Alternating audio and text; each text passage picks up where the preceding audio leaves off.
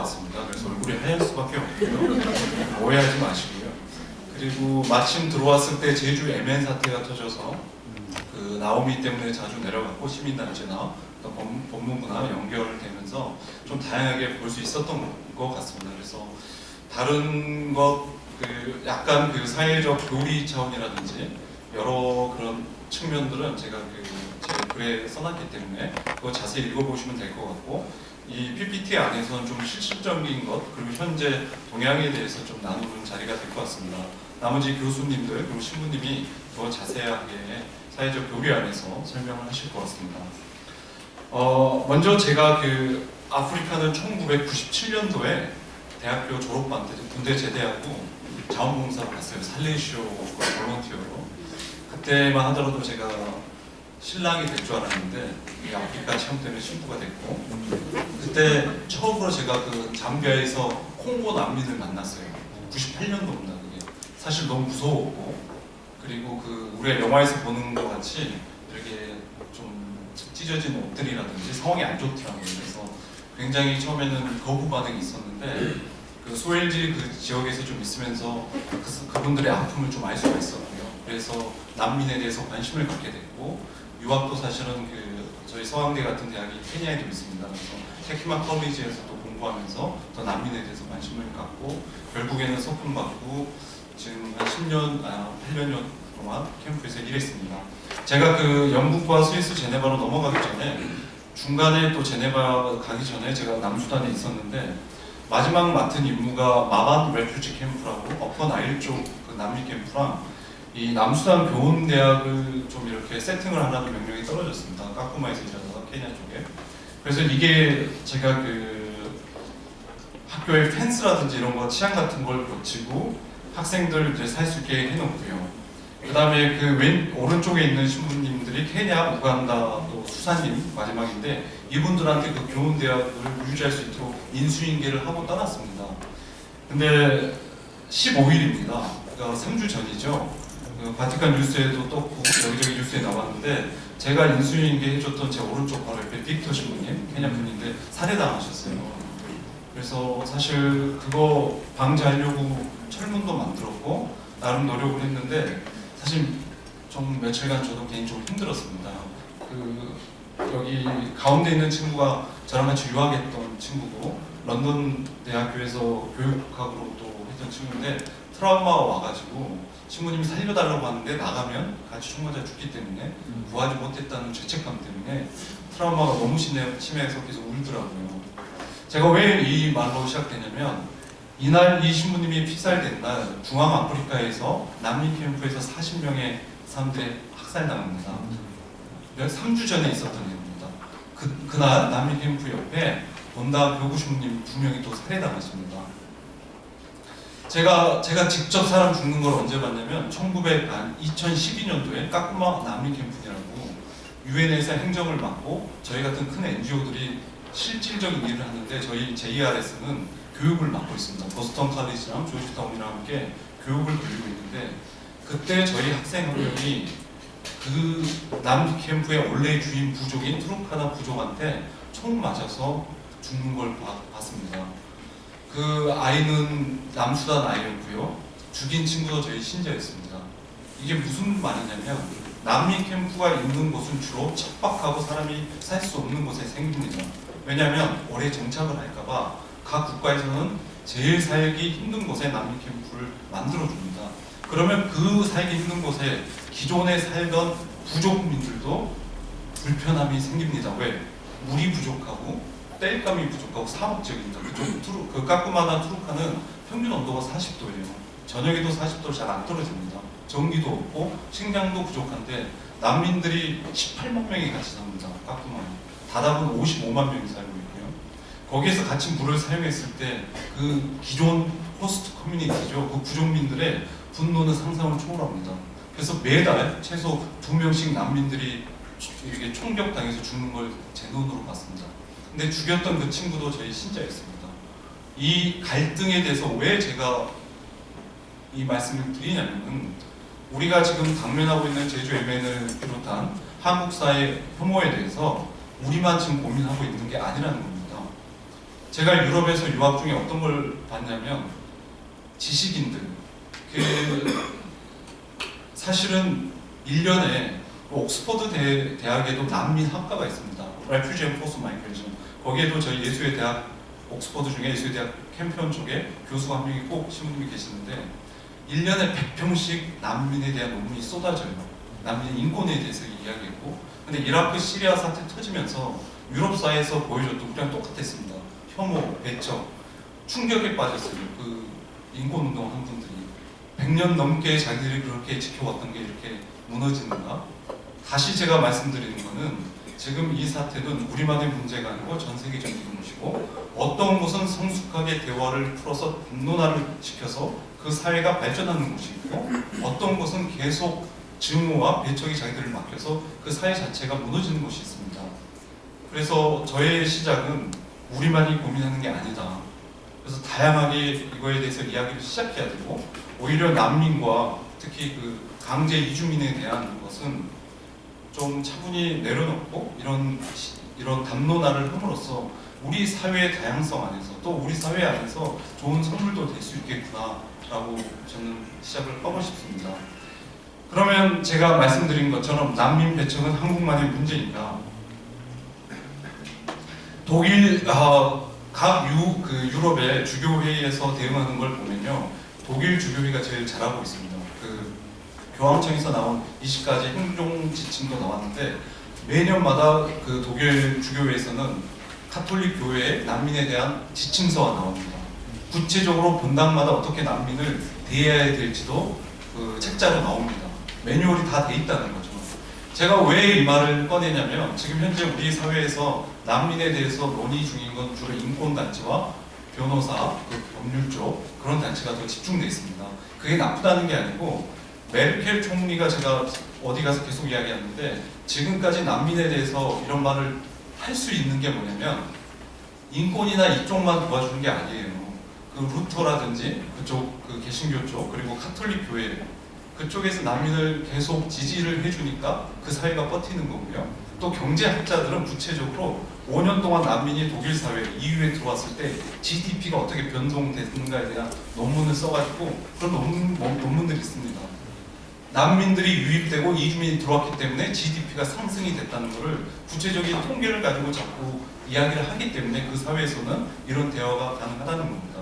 그래서 다양성에 대해서 이야기를 해야 되고요. 여기에서 제가 여러분들에게 질문을 던지고 싶은 게, 난민 하면은 카톨릭에서는 정말 제일 중요한 원리가 이미지 오브 갓입니다. 그 사회교리 첫 번째 존엄성에서도 우리가 우리 자신을 소중히 여겨야 되는 것은 우리가 하나님의 모습대로 이미지 오브 갓대로 만들어졌지 않습니까? 그렇게 난민들도 소중한 존재다.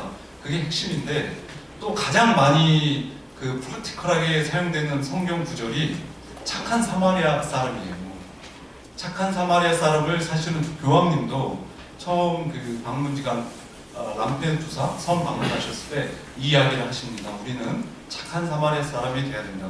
근데 재밌는 논쟁은 유럽 교회에서는 어떤 논쟁이 있냐면, 지금 사마리아 사람은 그 강도를 당한 사람을 도와줬다. 진심을 다해서. 그리고 케어해주고 그 다음에 호텔까지 그 숙소까지 해줬는데 자기 집에는 안 데려갔다. 이해가 가십니까? 그러니까 우리가 난민을 정말 진심으로 도와주고 이러는데 왜 우리가 우리 이쪽에 데리고 있어야 되느냐, 그렇게 지금 대화가 되고 있어요. 어떻게 들으면 틀린 말이 아니죠. 그리고 사실은 그 지금 제일 난민이 많이 발생되는 시리아, 이라크 이쪽에 바로 접경 국가인 사우디아라비아나 그 아랍에미레이트 부자 국가는 단 한 명도 안 받고 있습니다. 대신에 천문학적인 돈, 몇 조에 대한 그 달하는 돈을 요르단이라든지 터키라든지 난민 캠프가 있는 곳에 지원만 해주지 못 들어오게 합니다. 유럽 사회도 지금 마찬가지인 게, 그 전까지는 전쟁이 아프리카에서 주로 일어났었고, 이런 2차 세계대전은 자기 유럽민 컨텍스트였고요. 그 전까지는 인권과 휴머니타의 인도주의 차원에서 엄청난 돈을 아프리카에 던져주면서 정말 가슴 아프다 이렇게 이야기했다가 실질적으로 시리아에서 직접 걸어서 올라오기 시작한 게 얼마 안 됐어요. 당황하기 시작하는 겁니다. 그게 뭐냐면 내 기준에 맞는 난민, 내가 봤을 때 이 난민은 내가 봤을 때 난민이야. 가난해야 되고 불쌍해야 되고 그런 난민은 도와주지만 자기들의 그 시각과 그런 기준을 넘어섰을 때는 굉장히 큰 텐션이 생긴다는 겁니다. 이게 전반적인 그런 상황이고요. 그러면 제가 여기서 드리고 싶은 말은 그러면 우리에게 구체적으로 난민은 누구입니까? 이거는 굉장히 중요한 질문입니다. 난민에 대한 데피니션, 그 정의를 어떻게 하냐에 따라서 난민을 대하는 태도랑 또 받아들이는 게 굉장히 달라집니다. 난민은 굉장히 많은 그 데피니션이 있어요, 정의가. 근데 이게 보통적으로 통용됩니다. UNHCR, 유엔 난민기구에서 말하고 있고요. 이거는 사실 1951년 제네바 협정, 난민에 대해서 최초로 국제 협정에 대한 기반을 해서 말한 겁니다. 여기 보시면 가장 중요한 게 4가지 항목입니다. 인종, 종교, 국적, 정치적. 이게 왜 중요하냐면 난민주의 심사를 받을 때 이 4가지 것을 벗어나게 되면 난민주의를 받을 수 없습니다.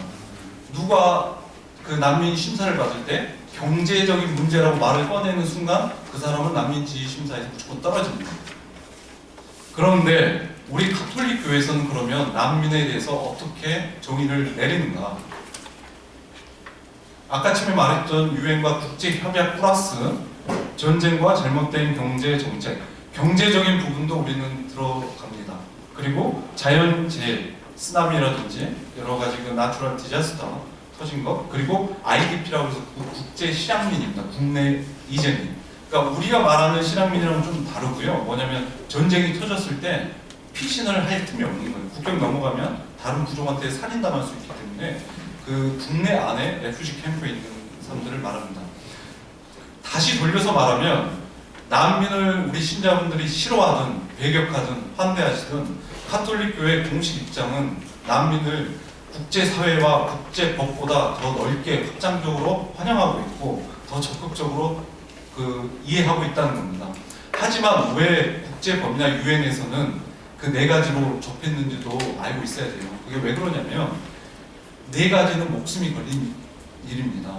이 사람이 구체적인 애가 통역이 좀 잘못돼서 시리아 난민이 작년에 한 명 돌아갔는데 바로 사형당했어요. 목숨 잃었습니다. 그래서 법무관 심사관도 상처받았고 통역했던 애는 군대에 들어갔는데 굉장히 트라우마가 있었고, 그러니까 생명이랑 직결되기 때문에 국제법 차원이라든지 유엔 쪽에서는 이 4가지 거에 하나하게 됩니다. 하지만 장단점이 있는 게 아까 처음에 제가 살해당한 신부님들이라든지 여러 예를 들었던 이유는 난민이 정확하지가 않습니다.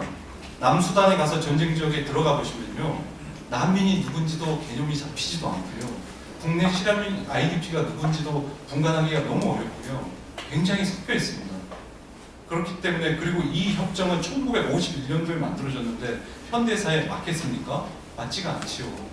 그래서 교회에서는 이렇게 더 넓게 난민에 대해서 이해하고 있지만 국제협약이나 유엔에서 바라보는 것과 여기와는 장단점이 있다. 하지만 우리 교회 입장에서 이렇게 정확히 알고 계시면 좋을 것 같습니다. 난민, 시간이 길면 지금 난민 현황이나 다양하게 접근할 수 있을 텐데 주어진 25분 때문에 짧게 중요한 부분만 알고 가겠습니다. 지금 한국에서 RSD, 난민 인정심사라는 게 있는데요. 쉽게 말하면 그 사람이 난민 신청을 하면 2차 난민 심사가 있고 구제 절차가 있고 이런 게 쭉 진행되는데, 가장 중요한 것은 저희 1차 난민 심사입니다. 여기에서 되면 되는 거고 안 되면 거의 안 된다고 보시면 됩니다. 근데 문제는 1차 난민 심사 때 우리나라의 난민 심사관이 절대적으로 부족하고 통역이 안 돼요. 통역이. 내가 곧 죽을 것 같다는 거를 아랍어로 지금 말을 해야 되는데 외대 자원봉사 몇 명 말고 지금 없습니다. 현재 아랍어로. 근데 그 깊은 말을 어떻게 설명할 것이며, 특히 여성들이나 이런 섹슈얼 젠더 성폭행 이런 트라우마가 있거나, 아프리카에서 가장 끔찍한 복수가 뭔지 압니까? 보는 앞에서 자기 아이들을 이렇게 죽여요. 그 트라우마는 저도 같이 살아봤는데 사죄라고 해서 치유가 안 됩니다. 같이 있어주는 거예요. 그런 사람들이 왔을 때 2시간에서 3시간의 심사로서 그 사람이 죽고 살 문제가 결정이 된다. 그게 가능한 건지, 물론 케이스 바이 케이스로 해야 되겠지만 이게 약간의 한계가 있습니다. 그래서 인정이 되면 F1, F2를 받고요, 비자가. 지금 예멘 난민들은 한 명도 못 받았습니다. 그 난민은. 그러니까 걱정하실 필요가 없다는 거예요. 우리 정부 자체가 굉장히 난민 지원에 대해서 보수적이기 때문에 받지 말으라고 뭐 받으라고 데모를 해도 안 받습니다, 지금 상황은. 그래서 걱정을 안 해도 되는 상황이고 인도적 체류만 해줬습니다. 2년 정도 한국에 체류할 수 있고 그 다음에는 다시 돌아가야 됩니다. 이 사람들이 체류 받았다고 해서 사회적 뭐 사회 보장, 보험 이런 거 전혀 안 되고요. 자기들이 벌어서 먹어야 된다. 단 한 푼도 국가에서 지원하지 않습니다. 그리고 그 나머지는 이제 이게 쭉 되고 있고요. 그 문제점에선 제가 말했던 것처럼 법무부에는 저희 고생들 많이 하세요. 그분들 일반적으로 매도하고 싶지 않고요. 지금 저희 상황이 그렇습니다. 현실이. 그래서 너무 고생들 하고 계시고, 하지만 이런 상황을 아니까 우리가 앞으로 어떻게 해야 될지 생각해야 될 것입니다. 여기에서 헛 뉴스, 가짜 뉴스와 관련돼서 좀 질문들을 짧게 좀 대답해 보겠습니다. 제가 그 예멘 난민 사태 보면서요, 우리 그 나오민 제주교구 이주민 이번에 너무 잘했어요. 광주교민이죠. 나중에 책이 나올 정도로 시민단체나 여러 쪽에서 칭찬을 많이 받고 있습니다. 무조건 주교님이 신자 가정 다 열라고 그랬어요. 공소 다 열라고. 특히 난민 중에 임산부가 있거나 가족이 있거나 여성이 있는 데는 다 열어라. 아주 모범적으로 보여줬고요. 근데 문제는 그 청년들을 재워야 되는데 공소에서 재우든 어디 집을 신자분이 줘서 재우면 3일 안에 데모하고 난리가 납니다. 난리가. 당장 나가라고. 제가 여기서 어떤 우리 실무자들끼리 어떤 이야기를 하냐면, 만약에 이게 예멘 사람들이 아니고 백인들이 캐나다에서 전쟁이 터져서 캐나다에서 왔으면 어떤 일이 벌어졌을까? 농담인데요. 아마 아주머님들 애들 데리고 손잡고 와서 영어 가르쳐 달라고 왔지 않았을까? 이거는 나중에 혐오에 대해서 좀 우리가 해봐야 됩니다. 여기에 대한 세미나도 2달 전에 열렸는데 우리 안에 정말 그 인종에 대한 뿌리 깊은 난민과 함께 복잡한 게 분명히 있습니다. 두 번째